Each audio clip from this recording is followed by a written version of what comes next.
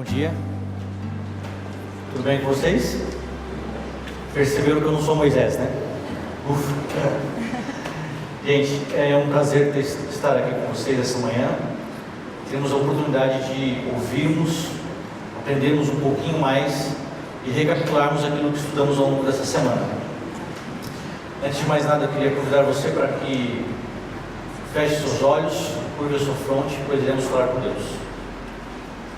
Senhor bondoso Deus, nós o amamos, nós desejamos e ansiamos o dia em que teremos a oportunidade de estar face a face contigo. Enquanto esse dia não chega, temos a oportunidade de estudarmos lições e aprendermos um pouco mais sobre ti. Teu Santo Espírito, que teu amor vem estar com cada um de nós. Abençoa-nos em nome e por amor do Senhor Jesus. Amém. A lição desse trimestre fala muito sobre sofrimento. E eu não sei você, mas eu me identifiquei muito com essa lição. Se a gente tivesse a oportunidade de perguntar aqui, quem já sofreu, levante a mão. Acho que todo mundo iria levantar as mãos, né? Se eu fizesse o contrário, quem nunca sofreu, dificilmente a gente veria uma mão levantada.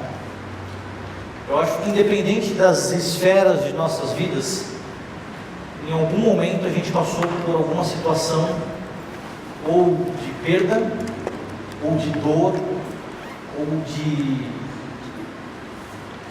questionamento às vezes de Deus. E a lição desse trimestre é impossível não se identificar em algum momento com ela. E nessa semana especificamente, o título da lição era No Meio da Tempestade. Quem estava na tempestade? Deus estava na tempestade. O verso áureo mais não, né? O verso áureo revela a idade da gente, né? É, não é?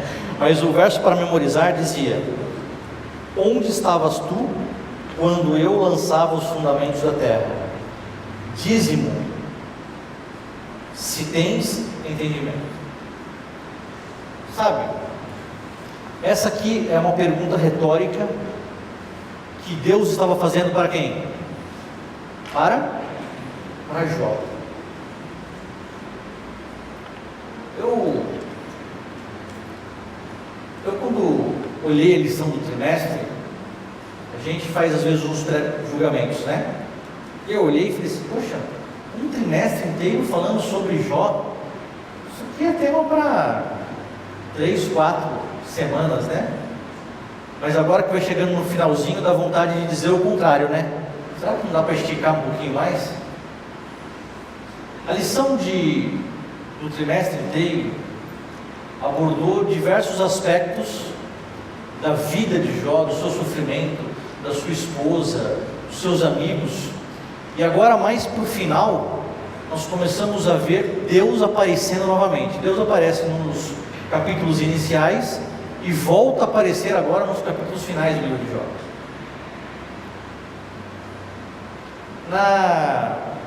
Na lição, ela tinha basicamente 3 objetivos. Ela tinha o saber, ela tinha saber, sentir e fazer. Nessa semana especificamente, um dos objetivos era saber como a longa lista de perguntas divinas sobre a criação, aparentemente sem conexão entre si, em última análise, apresentam uma resposta para Jó. A gente vai explorar um pouquinho mais isso. Sentir a versão de Jó a si mesmo, quando ele percebeu o quanto estava errado em sua busca.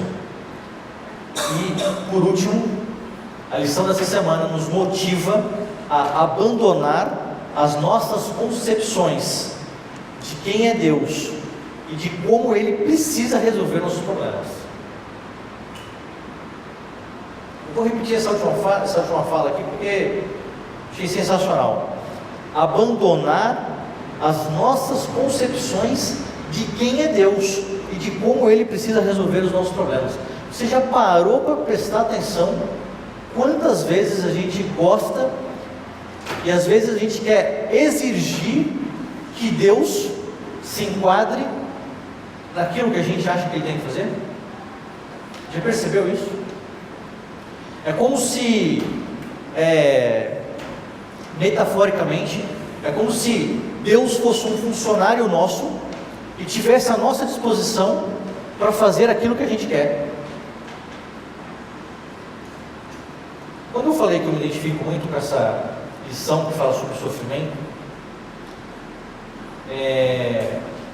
alguns anos atrás, não faz algum tempo, eu tinha um irmão mais novo, ele tinha 18 anos quando ele faleceu. Eu era professor dele aqui, ele estava para se formar no 3º ano do ensino médio, foi mais ou menos pelo final de setembro. E aí, a gente já tinha passado por algumas perdas, né? Quando o vô falece, quando um tio um pouco mais velho, mas quando a gente perde alguém muito próximo, e quando a gente olha, a gente tem a impressão que nessa idade tem alguma coisa errada, né? A gente, quando espera que alguém mais velho faleça, parece que está tudo certo, mas quando alguém mais novo perde a vida, e não mais de forma assim tão repentina, foi algo muito rápido, a gente sente uma dor, e aí naturalmente que a gente que tem Cristo, e a gente tem uma visão, uma ideia de plano futuro, todo um contexto, isso nos ajuda a passar por aquele momento. Mas era interessante, e hoje olhando para trás, eu observava que a gente tem algumas respostas prontas. Já perceberam que nós, como adventistas do 7º dia, ou como cristãos, temos algumas respostas prontas? Já percebeu isso? Então, quando a gente está passando por alguma situação muito difícil, a gente vai na nossa caixinha de respostas prontas e a gente tira uma.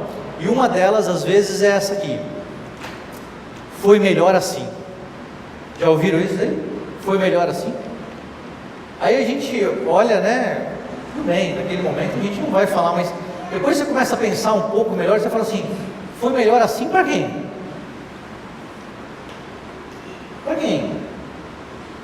Para minha mãe, que perdeu um filho, teve um filho com 18 anos? Para o meu irmão, que tinha a vida inteira ainda? Aí a gente tem uma outra resposta, né? Aí, se essa daí não é o suficiente, a gente vai lá e saca uma outra. Aquela que Deus sabe de todas as coisas, então ele descansou no Senhor, porque poderia ser que ele se perdesse. Já ouviram isso daí? Aí você fala assim: poderia ser que ele se perdesse, mas poderia ser que ele também não se perdesse. Não, mas Deus sabe todas as coisas. Então, já que Deus sabe todas as coisas, não mexe nessa área. É engraçado, e a gente poderia falar aqui de outras e outras questões que a gente tenta de alguma forma tentar explicar ou justificar ou responder ao sofrimento. E aí, quando Deus vem no meio da tempestade, começa a conversar com Jó, Deus traz ali uma lista de perguntas retóricas.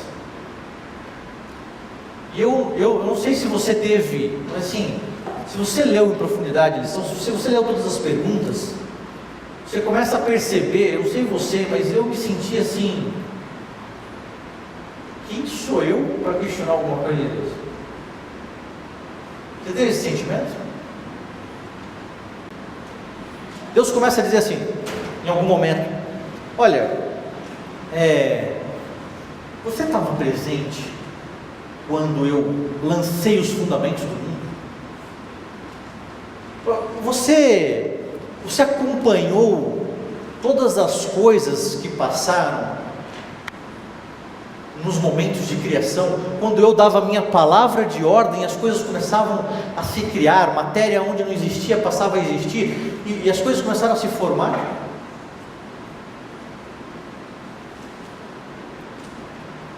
Eu fico pensando que no meio da tempestade, e aí fazendo algumas analogias, né? Pensando, se a gente fosse olhar agora, fazer um paralelo, Jó, eu acho que quando eu olho para a Bíblia, os personagens da Bíblia, a gente vê diversos personagens sofrendo, mas com exceção de Cristo, quando eu olho para a vida de Jó, parece que o sofrimento dele foi o maior sofrimento sem o menor sentido. Porque a gente lembra de outros personagens que sofreram, né? A gente pode lembrar aqui de José, que a gente olha assim, José sofreu razoavelmente bastante, foi ali, esteve como escravo, depois foi aprisionado de forma injusta, mas ok, você olha para a vida de José, aí você fala, tudo bem, ele tinha que ir para o Egito mesmo, porque ele tinha que salvar a família lá na frente, etc. Mas quando você olha para a vida de Jó, como eu disse, com exceção de Jesus Cristo, quando você olha para a vida de Jó, parece que todo o sofrimento dele foi injusto. Mas aí a gente, de novo, dizer que o sofrimento dele foi injusto é tentar achar uma resposta para quê? O sofrimento. E aí a resposta para o sofrimento, Deus no meio da tempestade dá. É como se Ele olhasse para nós, cada um de nós, e dissesse assim: quem são vocês para querer entender? Que presunção! Eu me revelo como eu quero e quando eu quero. E Jó, aguenta aí, porque você não compreende, você não sabe das coisas. E aí acho que é quando Deus começa a conversar com ele ali, eu começo a imaginar, né, a cena. E eu senti um pouco disso quando eu aprofundei ali na leitura dos textos. Eu falei assim: Ricardo, que presunção sua querer resposta para o sofrimento. Aí a gente pode até tirar de novo daquelas respostas prontas, né? Porque a gente vai lá na nossa caixinha de novo e fala: não, cara, peraí. Sim, tem uma outra resposta que essa é sensacional, que diz assim: não, Deus é Deus, e Deus sabe de todas as coisas, e por Ele saber de todas as coisas, Ele já tinha um plano, e lá na frente, um dia, cessará todo o sofrimento. É verdade, mas quando alguém está sofrendo, essa resposta pode ajudar, mas resolve o problema? Não resolve. Ela ajuda, ela acalenta, mas ela não resolve o problema. Avançando um pouquinho, perguntas de Deus. Deus faz uma série de perguntas.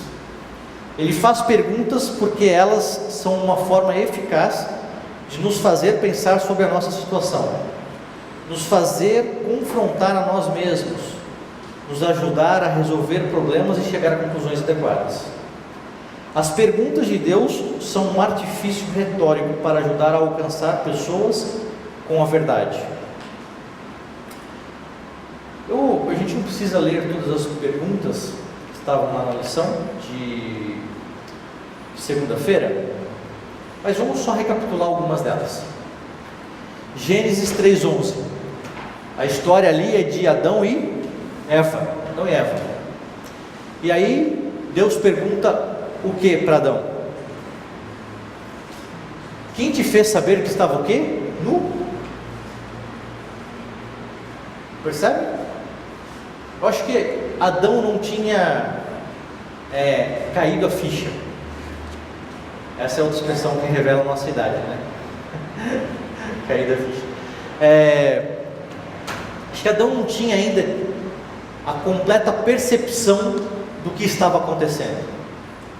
Mas Deus chega para ele e diz o seguinte: Adão, né, no diálogo com Deus: olha, eu estive tal com medo porque... Por que estava com medo, Adão? Porque eu ouvi tua voz, estava nu. Aí, Adão, quem te fez saber que está nu? Quem te fez saber? Aí Adão: opa, tem alguma coisa errada. Na sequência, nós vemos em Gênesis capítulo 4, verso 9, Caim matou Abel. Eu fico imaginando assim, né? Caim matou Abel, está tudo certo, segue a vida. E aí Deus procura por ele e fala assim: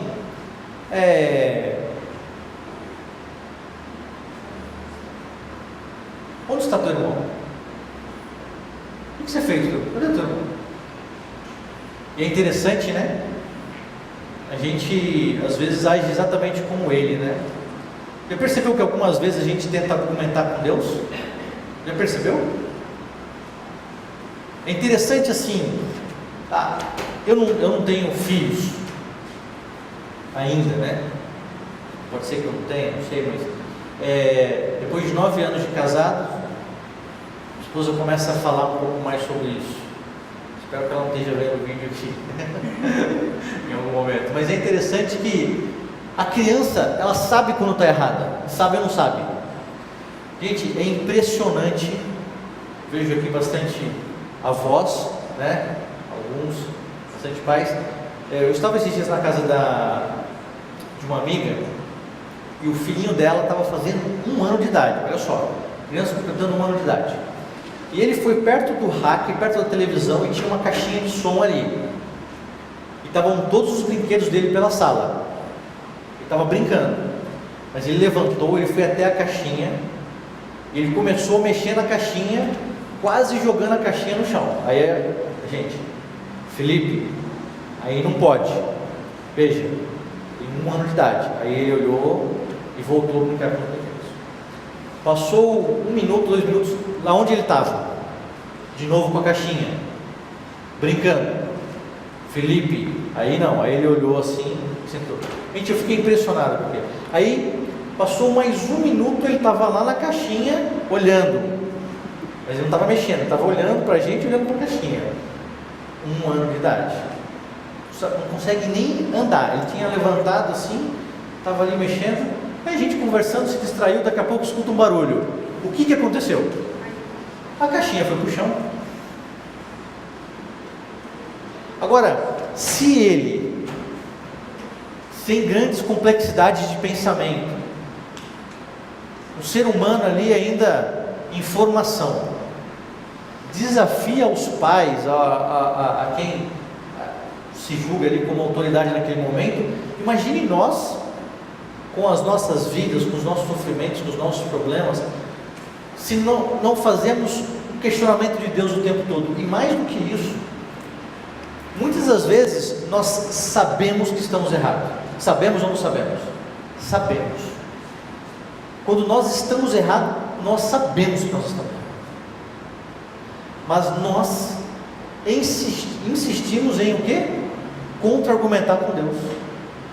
É exatamente a cena da criança olhando, sabendo que não deveria estar ali, mexendo na caixinha e joga a caixinha no chão. Nós, de outras formas, fazemos exatamente a mesma coisa. E aí Deus vem e usa as suas perguntas para nos questionar. Usa a tua palavra, usa uma lição de escola sabatina, usa um pregador, usa às vezes um amigo muito chegado, um cristão que chega e te dá um conselho. Mas mesmo assim nós fazemos o quê? Contra-argumentamos. Foi exatamente na história de Caim e Abel. Avançando um pouco mais, em Atos, nós temos ali 1 Reis, que fala sobre Elias, temos Mateus, sabe, cada uma desses momentos em que Jesus interrogou ou questionou sobre uma situação, eu vejo Deus tentando resgatar o homem da sua condição, do seu pensamento. Eu vejo Deus olhando assim para o homem e falando assim: olha, filho, o que tu está fazendo aí? Dá uma olhada, presta atenção. É como se, de novo, claro, nas devidas proporções, né? Aquela criança não sabia, mas é como se eu virasse para aquela criança e argumentasse com ela assim: Felipe, o que você faz aí? Se ele tivesse condições, ele viria e diria assim para mim: eu estou brincando com a caixinha. E eu fico imaginando, talvez Deus diria outra coisa para ele: é certo tu brincar com a caixinha? Acho que ele diria: não posso brincar com a caixinha. E aí eu vejo eu e você, às vezes brincando com caixinhas, né? Brincando com sexualidade quando não deveríamos brincar, brincando com uma série de filmes, ou de sites, ou de vídeos, ou de grupos num celular que não deveríamos estar brincando, acessando ou assistindo. Eu vejo nós hoje aqui brincando às vezes com a nossa salvação, Deus insistindo comigo e com você, perguntando: é certo? O que tu está fazendo? Deveria estar fazendo? Aquele lugar que você está pensando já em ir aí hoje à noite, no sábado à noite, você deveria estar indo?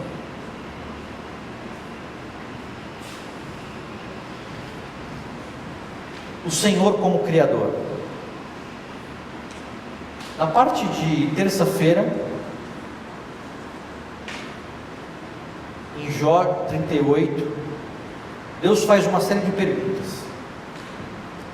São perguntas retóricas. Eu queria perguntar a você,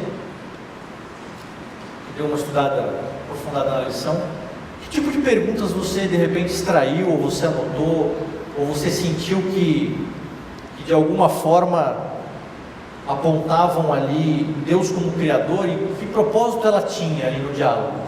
Alguém quer fazer algum comentário?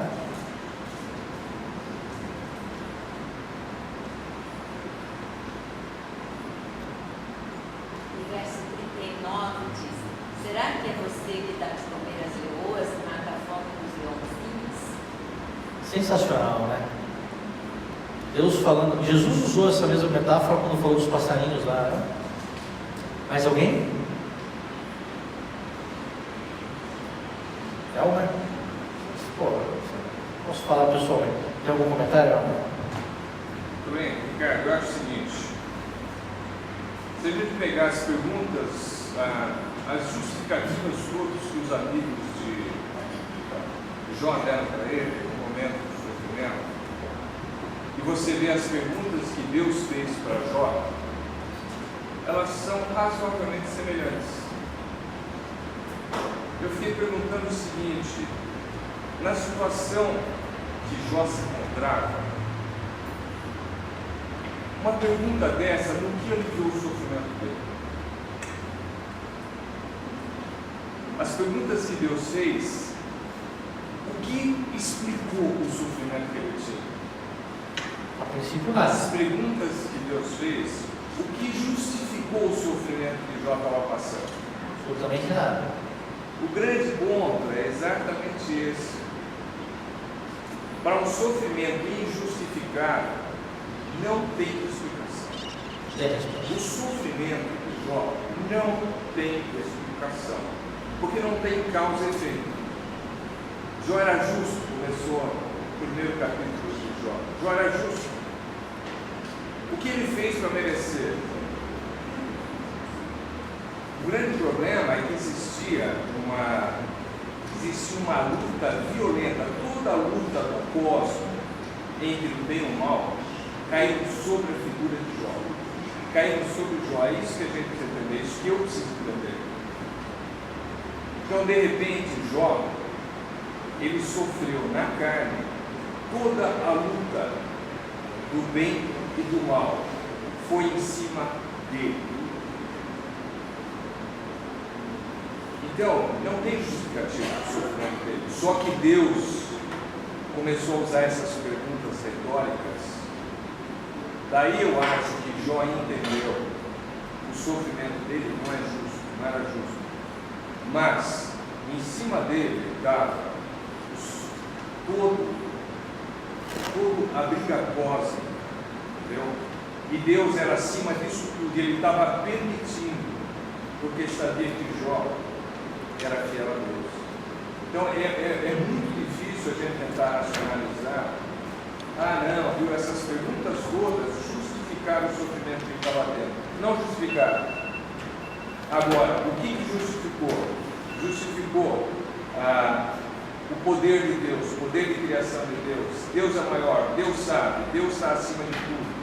Deus haveria de dar a Jó de acordo com a obra dele, Deus haveria de abençoá-lo, sabe? Então, é muito complicado, cara. Mas o Elmer, assim, eu achei, eu queria resgatar essa sua fala, porque as perguntas que Deus fazia não traziam uma resposta para o sofrimento de Jó, como não trazem uma resposta para o nosso sofrimento. Porque, de certa forma, o sofrimento, a gente até diz assim, né?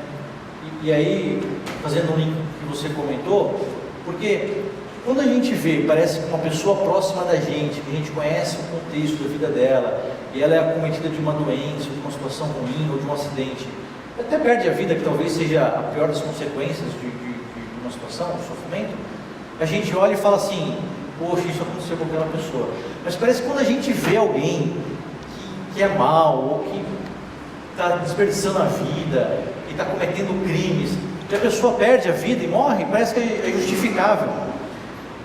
Eu queria ampliar um pouco a situação, porque assim, no final das contas, para Deus, todos são o quê? São iguais, são seus filhos.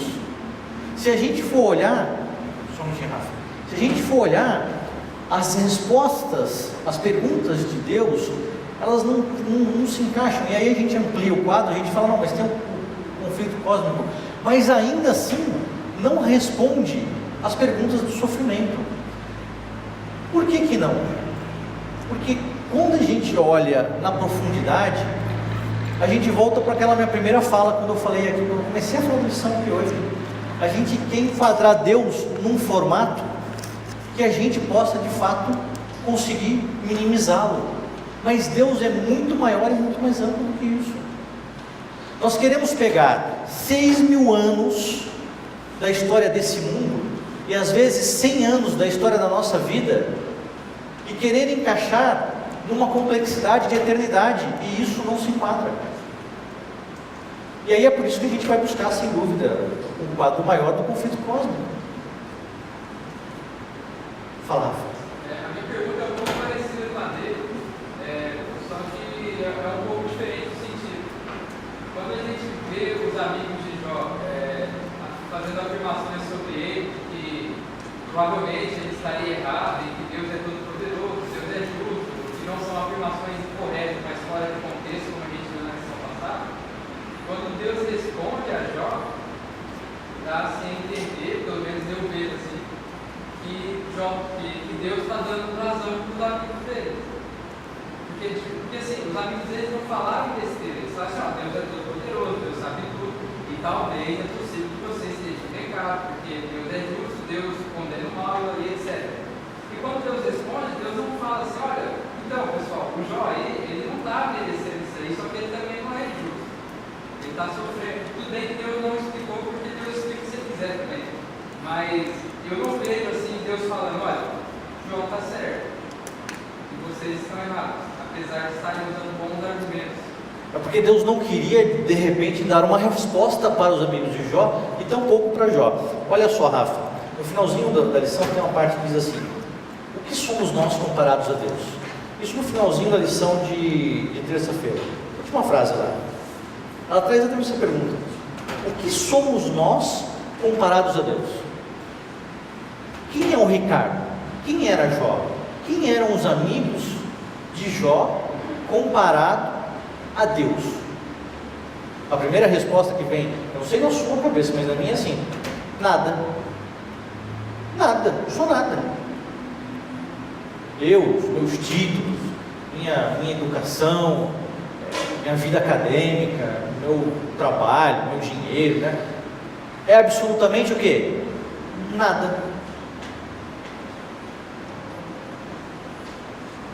E aqui não era diferente, mas o texto continua, diz assim, porém, veja o que Deus fez para nos salvar e para nos oferecer esperança de comunhão eterna com Ele. Percebe? É por isso que eu volto para o assunto de que Deus, de certa forma, na sua grandeza, é quase que impossível de ser compreendido. Por que eu disse quase? Porque Ele se fez compreensível no momento em que Ele vem, na figura de Jesus Cristo, e nos oferece a sua salvação. Percebe? Avançando um pouquinho, sabedoria dos sábios. Dentro dessa ideia de compreensão, de conhecimento, Deus começa, agora a lição começa a dizer o seguinte: o teu conhecimento, a tua sabedoria, para Deus é o quê? Nada de novo, é loucura. Então, você pega todo o teu conhecimento, a gente está passando, a humanidade agora está passando por uma era, né, de transformação, que a tecnologia tem ajudado de forma absurda. Existe um negócio espontando aí chamado computação cognitiva, e isso daí é nada mais, nada menos do que a capacidade da máquina aprender. É um negócio para a área médica, então tem algumas coisas que são fantásticas, de como que de fato um computador consegue ler, consegue enxergar, e como que ele gera insights para ajudar os profissionais.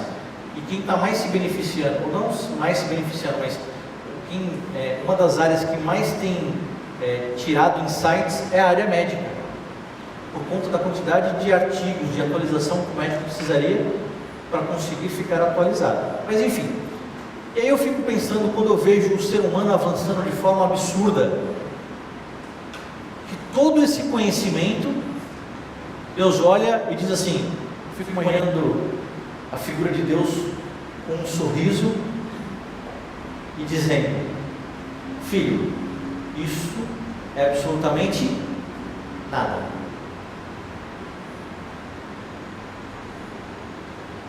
E a gente continua tentando explicar.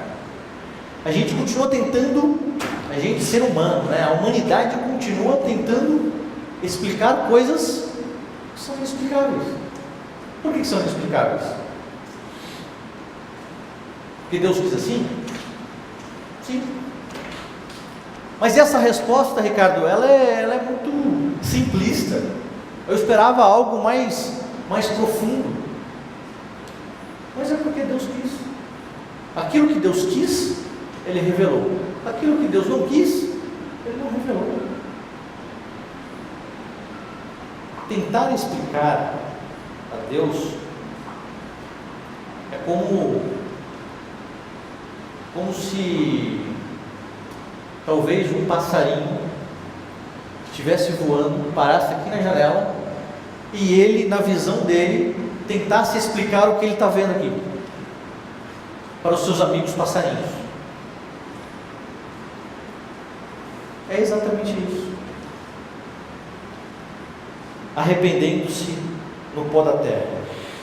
Bom, o diálogo vai ocorrendo, Deus vai bombardeando Jó de perguntas retóricas. Então Jó percebe aquilo que nós deveríamos perceber quando estamos próximos de Deus. Qual que é a percepção de Jó? Qual que é? Que ele não era nada. Sabe, esse paralelo, essa situação, ela é um paradoxo, assim. Pensa assim, ó. De um lado, quando nós mais nos aproximamos de Deus, nós percebemos que não somos o quê? Nada. Mas ao mesmo tempo, quanto mais nós nos aproximamos dele, nós percebemos que para ele nós somos o quê? Tudo. Você percebe isso? Porque quanto mais nós nos aproximamos dele e nós percebemos a sua grandeza, nós nos sentimos como sendo absolutamente nada. Porque um ser todo-poderoso, criador, capaz de, com a sua palavra, criar mundos, universos, dar e tirar a vida, se assim o quiser, com apenas a força da tua palavra, ele vem a este mundo, dá a própria vida, quando poderia ter cessado todo o seu sofrimento ali na cruz. Ele dá a própria vida, e esse Deus Todo-Poderoso ao mesmo tempo mostra que se importa comigo e com você. Mesmo muitas vezes Ele não tendo resposta para os nossos sofrimentos, Ele mostra que Ele se importa com o nosso sofrimento. Percebe esse paradoxo? Ao mesmo tempo que quanto mais próximo dele eu me sinto nada, mais próximo dele eu também me sinto tudo para Ele. E aí de novo, como filhos, às vezes um pouco rebeldes, né? Se eu sou tudo para Ele, Ele tem que fazer a minha vontade. E aí eu resgato aquele primeiro pensamento no início da lição: Deus não tem que fazer a minha vontade ou a tua vontade só porque Ele é um Pai de amor. Isso é uma compreensão errada de Deus. Isso é uma compreensão errada do seu amor. É como uma criança, e eu estou dando esse paralelo da criança porque eu acho que ele cabe muito bem nesse contexto. É como uma criança que o pai ama, e ela vem e diz assim, uma criança de 1 aninho: papai, me dá a faca que está na tua mão. E o pai fala: filho, como eu te amo, eu vou te entregar a faca, está aí. Isso é absurdo. Qualquer pessoa que olhasse uma cena dessa iria se sentir o quê? Escandalizada, horrorizada. Um pai desse não ama o filho. Mas é exatamente isso que fazemos com Deus. Nós, porque sabemos do seu amor, queremos que Deus faça aquilo que nós queremos, no dia que nós queremos, no momento que nós queremos. Pois é. Eu vejo essa cena, mas eu num caminho paralelo que você está falando. Quando Deus aborda a Jó com as perguntas, quando a gente sofre bastante, a gente questiona Deus a tal ponto de não ter respostas, a gente começa a desacreditar em Deus. Pelo menos é uma realidade que eu vejo na minha vida. De repente alguém também percebe isso, porque Deus não responde as minhas questões. Quando Deus aparece a Jó, possivelmente Jó tenha em mente de que, será que esse caminho da questão de Deus é realmente verdade? Será que Deus pode realmente existir? Quando ele se demonstra a Jó, ele pode mostrar que você, em comparação a mim, você é nada. Você também, eu quero demonstrar que para mim você é tudo. E também pode ser que ele traga para Jó uma visão de que, apesar de todas as dificuldades, Jó viu Deus é tudo. Então também tem essa questão de Jó perceber que Deus é Deus, independente do sofrimento que estava passando. Sensacional. Olha só, isso acontece porque todos nós somos seres caídos, degradados pelo pecado. Nossa natureza nos leva a um conflito com Deus. É por isso que esse questionamento, essa situação, ela é latente o tempo todo. Por isso, no fim das contas, ninguém pode se salvar. Ninguém pode realizar boas obras o suficiente para merecer o favor de Deus. Por essa razão, todos nós, até mesmo o melhor entre nós, precisamos da graça divina. Felizmente, temos tudo isso e muito mais em Jesus Cristo. Amém? Amém. Por fim, eu só queria ter um pensamento aqui da parte da lição, no finalzinho da lição, que eu queria colocar porque eu acho que é muito pertinente. Olha só, os maiores estudiosos, se não são guiados pela palavra de Deus em sua pesquisa, descaminham-se em suas tentativas de traçar as relações entre ciência e revelação, visto acharem-se o Criador e suas obras tão além de sua compreensão, que são às vezes incapazes de explicar pelas leis naturais, consideram a história bíblica como indigna de confiança. Os que duvidam da exatidão dos registros do Antigo Testamento serão levados a um passo a mais e duvidarão da existência de Deus. Então, tendo perdido sua âncora, são abandonados a bater de um lado para o outro nas rochas da incredulidade. Eu tenho um amigo, ele adventista, nasceu na igreja, os pais sempre permaneceram fiéis a Deus, casou com uma moça adventista, mas às vezes quando a gente começa a conversar, ele tem mostrado uma incredulidade tão grande nas coisas de Deus, e eu vejo minha esposa às vezes insistindo, e a hora que eu li isso, que eu fiquei pensando, esta é a maior verdade de todas. Quando nós começamos a duvidar, por menor que seja, de um único item sobre as coisas de Deus, o próximo passo é a gente começar a duvidar sobre tudo. E a gente, como eu disse, a gente tem várias respostas prontas para uma série de situações. Comecei aqui contando um pouquinho sobre o que aconteceu comigo, sobre o meu irmão, e a conclusão que eu chego é que, quando estivermos aqui nesse mundo, nós não vamos ter resposta para todas as coisas. Não vamos ter mesmo. Mas uma coisa é certa: esse mesmo Deus que não nos responde todas as perguntas quando nós queremos, Ele também trouxe talvez uma das maiores questões que o ser humano deveria se debruçar todos os dias de sua vida, que é a morte de Jesus ali na cruz. Embora ali pareça ser uma resposta a diversas das nossas questões, e é de fato, mas quando você começa a olhar, você começa também a se perguntar, ou pelo menos faz com que metade do mundo não cristão deveria estar se perguntando: por que Deus fez isso? Eu não tenho dúvidas de imaginar que centenas de pessoas são levadas aos pés de Cristo só de começar a olhar para aquela situação e começar a se perguntar: por que Deus fez isso? Por amor, sem sombra de dúvidas, essa é a maior das respostas. Eu espero que eu e você possamos continuar a estudar um pouco mais dessa lição.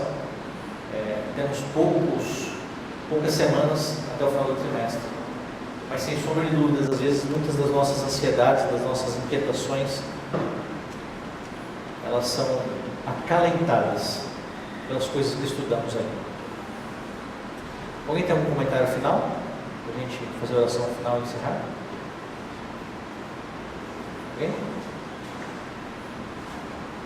Não? É o seguinte: por que Deus fez pergunta?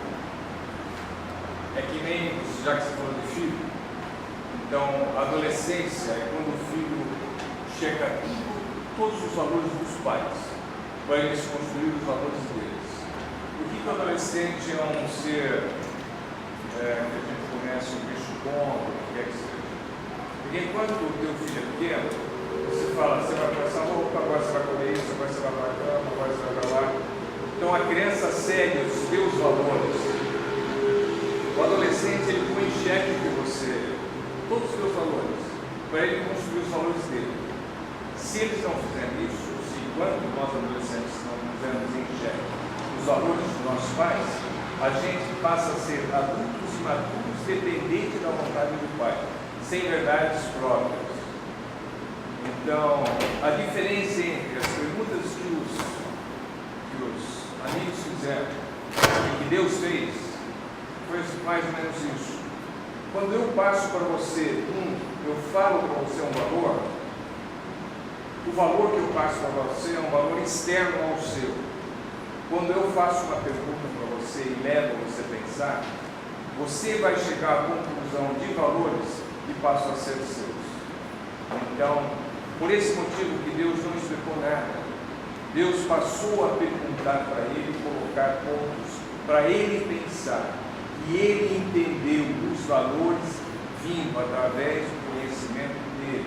Deus poderia ter explicado tudo, falado tudo, mas eram valores externos. É isso que eu entendi parcialmente da lição. Esse conhecimento de Deus é o conhecimento que eu preciso ter, que nós precisamos ter. Volto a falar uma vez, eu falei aqui. Se eu, no momento de bonança, eu não tiver esses valores interiorizados dentro de mim, essas certezas dentro de mim, quando eu passar pelo vale da sombra da morte, eu não os terei.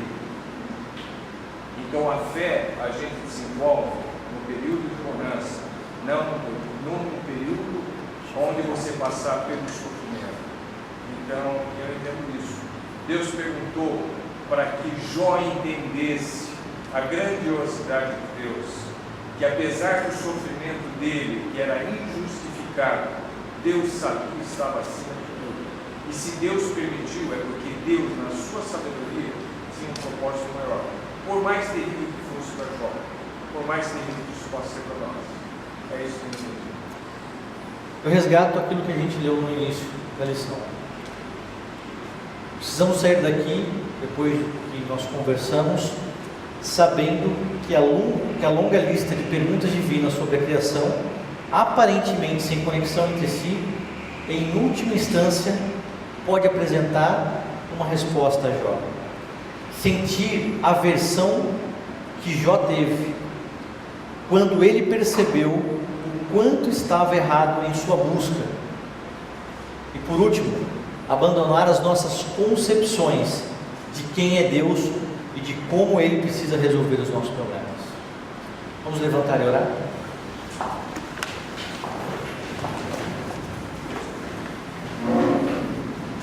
Oremos. Senhor bondoso Deus, nós o amamos, nós o aceitamos, mas às vezes nós o questionamos. Perdoa-nos, pois em nossa fraqueza, às vezes tendemos a querer explicações para coisas que às vezes são inexplicáveis. Mas assim como tu fez com Jó, um dia certamente fará conosco, estará conosco ao nosso lado. Não mais, às vezes, através de uma mensagem ou de uma música, mas estará frente a frente nos abraçando. Que esse dia esteja muito próximo. Carecemos, necessitamos, ansiamos o dia que estaremos frente a frente contigo, desfrutando da eternidade. Esse dia esteja muito próximo. Mantenha cada um de nós no teu caminho, na tua verdade, na tua palavra, cada dia, todos os dias, até o último dia. Em nome e por amor do Senhor Jesus. Amém. Amém.